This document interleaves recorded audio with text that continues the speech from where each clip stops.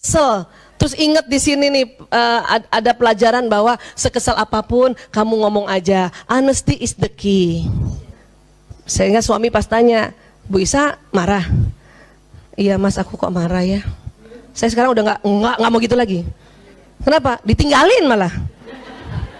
Itu hasil dari dusta. Ibu Isa marah? Iya aku marah. Aku kesel. Jadi aku kesel, aku marah. Itu boleh.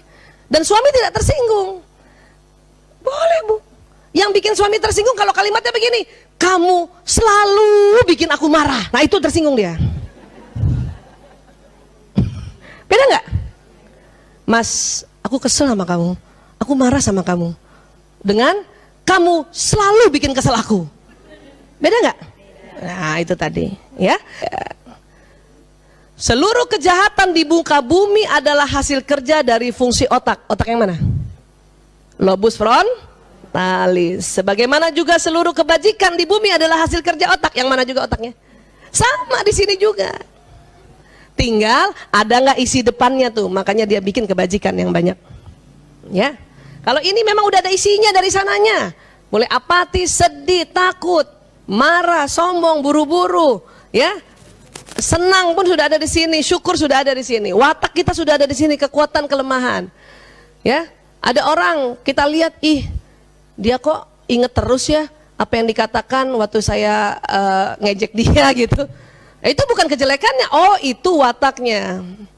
Ya, tipe apa tuh yang begitu tuh yang selalu ingat apa yang dikatakan padanya. Nah, tipe melankolis, dia ingat apa yang dikatakan lagi dibully. Anak kita yang tipe melankolis kalau temennya membuli dia inget terus. Iya, badannya gendut, tuh inget terus dia tuh. Nah itu pun di sini dia ingat karena ada daya ingatnya, pengalamannya di sini, ya. Nah itu tadi. Sedikit lagi, next. Bagaimana mekanisme kerja otak sehingga bisa menghasilkan fungsi jiwa? Ternyata kuncinya adalah konektivitas antara sel-sel saraf yang dikenal sebagai sinaps. Paham maksudnya? Artinya kan ini udah di sini. Ini di sini udah diisi kebaikan, prinsip-prinsip kebaikan. Nanti kita yang sambung-sambungkan dengan emosi ini, dengan watak ini. Berarti jiwa itu kita yang upayakan untuk menjadi jiwa yang baik. Kenapa? Karena ini lihat nih, kalau dilihat di fotonya ada sambungan-sambungannya tuh, kita yang nyambungin. Marah misalnya atau kesel, terus ingat di sini nih ada pelajaran bahwa sekesal apapun kamu ngomong aja. Honesty is the key. Sehingga suami pas tanya, Bu Isa marah. Iya mas, aku kok marah ya. Saya sekarang udah nggak mau gitu lagi. Kenapa? Ditinggalin malah.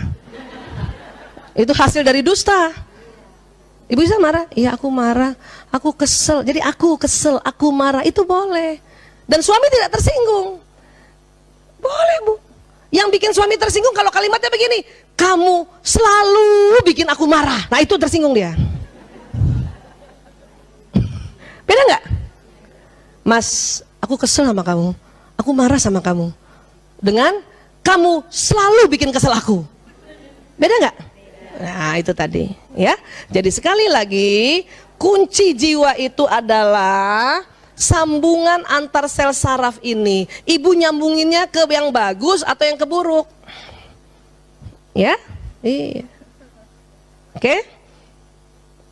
Aduh, saya kok masih dusta ya sama suami. Tadi dia bilang uang belanja masih ada, saya bilang udah habis. Aduh, saya harus taklim tentang dosa dusta nih. Ya, kenapa? Habis kalau saya bilang masih ada nggak dikasih. Padahal seandainya sudah banyak belajar di sini tentang keburukan dusta, maka boleh nggak kita planning untuk ngomong aja sejujurnya, ya sebetulnya masih ada. Tapi kalau ditambah lagi aku suka. Kenapa nggak bilang begitu? Kan itu juga perencanaan untuk ngomong kayak gitu kan? Ngomong aja. Laki-laki itu walaupun ibu mendustakan dia tahu. Kebalikannya juga, kalaupun dia mendustakan ibu juga tahu. Ya di mana ya? Di jalan. Gue tahu lo bohong. pasti di kafe. Gitu. Kedengaran dentuman musiknya, kan gitu ya. Iya. Makanya ini yang perlu diisi dan diulang-ulang nih tentang ya bahaya-bahaya dusta ya dan mudaratnya dusta di sini gitu. Bu Aisyah, boleh nggak kita dusta karena melindungi seseorang? Itu juga ada kisah-kisah itu untuk melindungi nyawa seseorang. Kamu lihat nggak tadi misalnya ada anak kecil lari ke sini? Enggak, kesana kali. Berarti kita mau nolong itu kan? Tapi itu harus juga di planning di sini di frontalis bahwa saya niat menolong dia, maka saya berkata yang tidak sesungguhnya. Kenapa? Karena itu di planning lagi. Karena kita tahu sekarang hati-hati anak kecil dicari-cari untuk diapain? Diculik atau maaf disodomi. Kalau kita lihat ada anak kecil lari-lari, kemudian kita lihat dari jauh ada bapak-bapak perlente banget, waduh, bahaya nih. Saya bapaknya, saya nggak lihat Pak, saya juga nggak tahu kalau bapak bapaknya. Iya dong, iya. Jadi di mana nggak tahu Pak, coba ke sana aja sana. Padahal dia ada di dalam rumah kita misalnya. Kalaupun dia bapaknya, kenapa tuh anak lari coba? Pasti tuh bapaknya ngaco kan? Atau dia mau ambil karena mungkin bercerai ibunya kan gitu. Tetapi kan kita dustanya memang ya Allah, saya dustakan ini, saya tidak berkata benar karena saya lindungi anak ini karena saya lihat gitu. Itu namanya strategi. Ya? Saya paham sampai sini ya?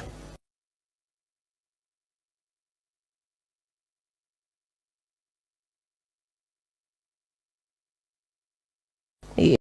Kenapa? Karena perempuan itu mudah baper, ya. Walaupun baru pengantin baru, tuh suami sebenarnya seneng, ya istrinya baru, emang iya istrinya baru, ya. Cuman kita yang baper, kenapa? Karena kita belum banyak belajar. Kita menikah di usia muda. Waktu itu kita ingat ya, ibu-ibu waktu itu ada yang nikahnya umur 17 tahun ya, kan mudah banget ya. Belum rajin taklim kan Bu? Makanya kita pasti di awal-awal pengantin kita pasti baper. Kita bahagia nunggu suami gitu ya karena pengantin baru. Mukanya rata datang. Belum belajar kan? Belum belajar kan? Sama saya juga waktu itu belum belajar. Saya pikir tuh suami nggak seneng lihat istrinya gitu ya. Padahal sebetulnya seneng, bahkan laki-laki walaupun mukanya rata, dia bergairah lihat istrinya. Ibu harus camkan dalam otak ibu.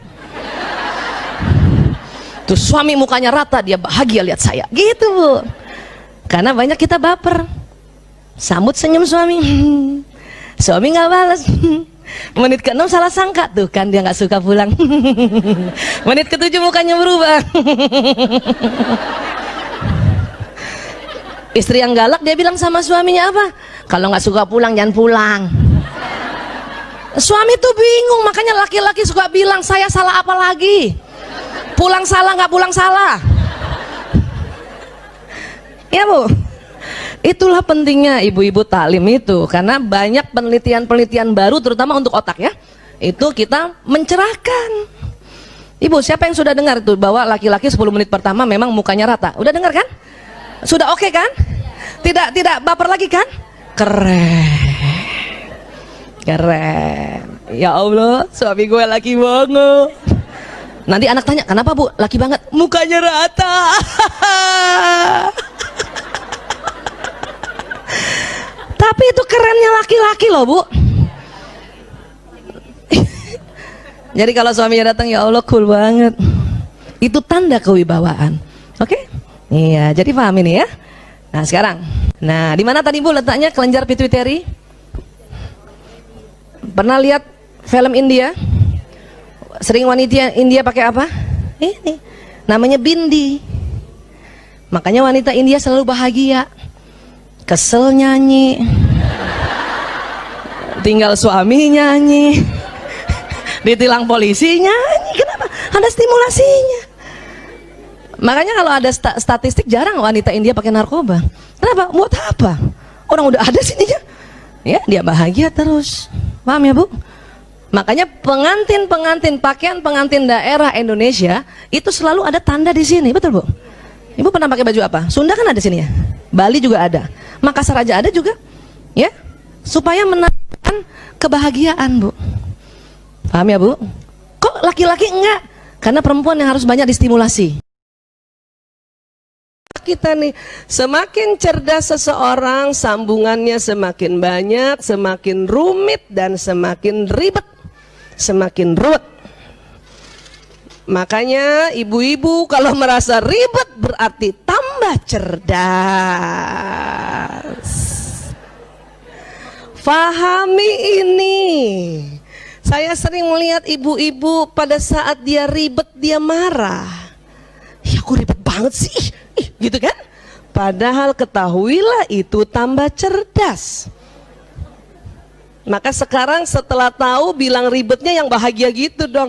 Ya Allah aku ribet banget. Aku ruwet banget ya Allah.